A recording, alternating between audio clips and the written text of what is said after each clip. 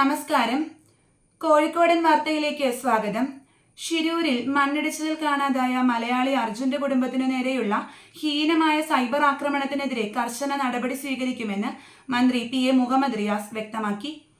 വ്യാഴാഴ്ച രാത്രി അർജുന്റെ വീട്ടിലെത്തി ബന്ധുക്കളെ കണ്ട ശേഷം മാധ്യമപ്രവർത്തകരോട് സംസാരിക്കുകയായിരുന്നു അദ്ദേഹം. സ്വകാര്യ ആശുപത്രിയിൽ ചികിത്സയിൽ കഴിയുന്ന 3.5 വയസ്സുകാരന് അമീബിക് മസ്തിഷ്ക ജ്വരം സ്ഥിരീകരിച്ചു. പോണ്ടിച്ചേരിയിൽ നടന്ന PCR പരിശോധനയിലാണ് രോഗം സ്ഥിരീകരിച്ചത്. അമീബിക് മസ്തിഷ്ക ജ്വരം സംശയിച്ച് ചികിത്സയിൽ കഴിയുന്ന മറ്റൊരു കുട്ടിയുടെ പരിശോധനാ ഫലം വരാനുണ്ട്. കഴിഞ്ഞ ദിവസം പയ്യോളി സ്വദേശിയായ കുട്ടി അമീബിക് മസ്തിഷ്ക ജ്വരത്തിൽ നിന്ന് മുക്തി നേടിയിരുന്നു. രാജ്യത്തെ തന്നെ ആദ്യ സംഭവമായിരുന്നു ഇത്. കാർഗിൽ വിജയത്തിന്റെ 25ാം വാർഷികത്തോടനുബന്ധിച്ച് റോയൽ റണ്ണേഴ്സ് ക്ലബ് കോഴിക്കോടും 122 ഇൻഫൻട്രി ബറ്റാലിയൻ ടെറിട്ടോറിയൽ ആർമിയും സംയുക്തമായി വീരജവാന്മാർക്ക് ആദരവർപ്പിച്ച് കൂട്ടയോട്ടം നടത്തി. ബീച്ച് ഫ്രീഡം സ്ക്വയറിൽ രാവിലെ 6-ന് lieutenant colonel S Viswanathan flag off ചെയ്തു. ഭാരതത്തിന്റെ സമാധാനവും ഐക്യവും കാത്തുസൂക്ഷിക്കുവാൻ നാം ഓരോരുത്തരും പ്രതിജ്ഞാബദ്ധരാണെന്ന് അദ്ദേഹം ഓർമ്മിപ്പിച്ചു.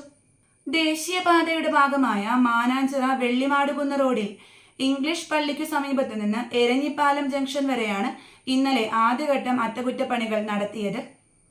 ടാർ മിശ്രിതം ഉപയോഗിച്ചാണ് കുഴികൾ അടച്ചത്. വലിയ കുഴികളിൽ ആദ്യഘട്ട അറ്റകുറ്റപ്പണികളാണ് ഇന്നലെ നടത്തിയത്.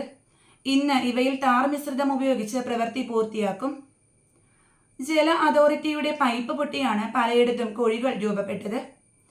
പൈപ്പ് സ്ഥാപിക്കുവാനായി ജല അതോറിറ്റി എടുത്ത കുഴികൾ മൂടാത്തതാണ് മറ്റു ചില സ്ഥലങ്ങളിൽ പ്രതിസന്ധിയായത്.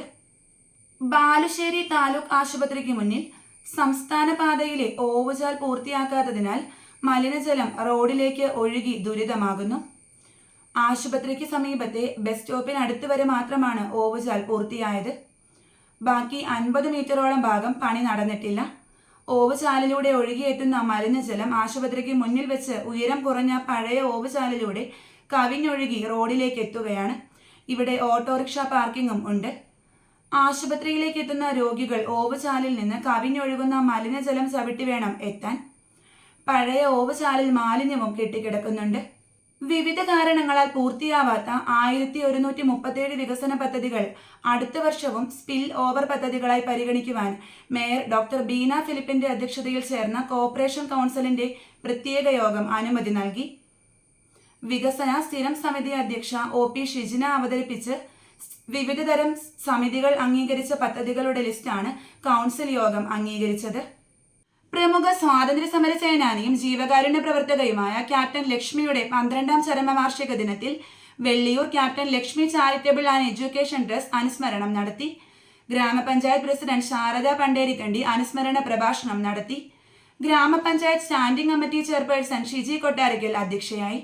കണ്ണൂരിൽ നിന്ന് ഷൊർണൂരിലേക്കും തിരിച്ചുമുള്ള സ്പെഷ്യൽ ട്രെയിനിന് പയ്യോളിയിൽ സ്റ്റോപ്പ് അനുവദിച്ചതായി ദക്ഷിണ റെയിൽവേ പാലക്കാട് ഡിവിഷൻ അറിയിച്ചു. ആഗസ്റ്റ് 1 മുതൽ ബുധൻ, വ്യാഴം, വെള്ളി, ശനി ദിവസങ്ങളിൽ കണ്ണൂരിൽ നിന്ന് ഷൊർണൂരിലേക്ക് പോകുന്ന 60-32 നമ്പർ ട്രെയിൻ രാവിലെ 8:57-ന് 1 മിനിറ്റ് പയ്യോളിയിൽ നിർത്തും.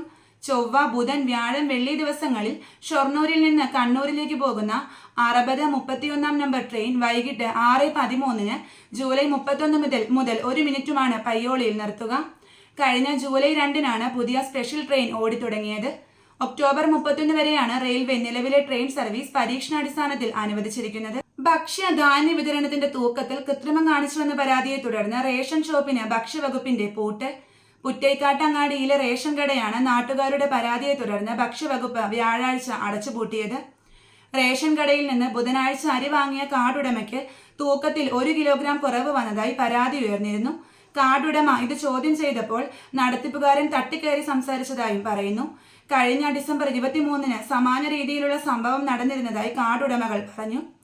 അന്ന് നടത്തിപ്പുകാരന് താക്കീത് നൽകി വിടുകയായിരുന്നു.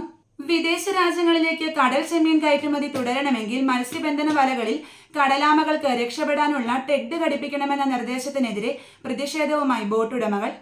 ട്രോളിംഗ് നിരോധനത്തെ തുടർന്ന് വരുമാന മാർഗമില്ലാതെ കടുത്ത സാമ്പത്തിക പ്രതിസന്ധി നേരിടുന്നതിനിടെ സർക്കാർ പുതിയ നിർദ്ദേശങ്ങൾ നടപ്പാക്കാൻ ശ്രമിക്കുന്നതാണ് ബോട്ടുടമകളെ ആശങ്കപ്പെടുത്തുന്നത്.